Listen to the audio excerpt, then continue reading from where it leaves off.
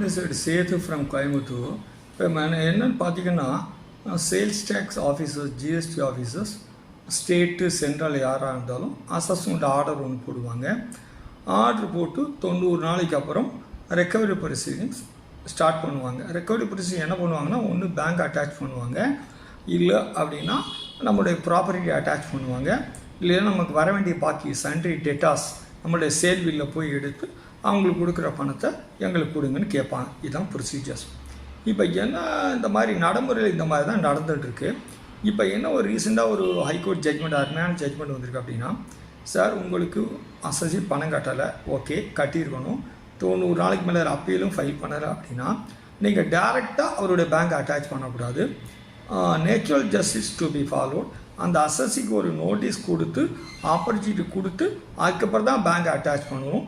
டைரெக்டாக அவருக்கு தெரியாமல் அவருடைய பேங்க் அட்டாச் பண்ணக்கூடாது. அப்படி பண்ணும்போது அவருடைய ஓடிசிசி பிரச்சனை எது இருந்தால் பாதிக்கும், இல்லை அவர் இஎம்ஐ கொடுத்துப்பார், ஹவுசிங் லோனு மற்ற டேர்மில் வந்து இஎம்ஐ பாதிக்கும், அவருடைய சிபில் ரேட்டிங் போகும். அதனால் நீங்கள் டிபார்ட்மெண்ட்டில் பேங்க் அட்டாச் பண்ணுறதுக்கு முன்னால் அசஸுக்கு ஒரு நேச்சுரல் ஜஸ்டிஸ் பர்சனல் ஆப்பர்ச்சுனிட்டி கொடுத்துட்டு தான் பண்ணுற அருமையான ஜட்ஜ்மெண்ட் வந்திருக்கு. இதுதான் என்னுடைய டிப்ஸ். தேங்க்யூ.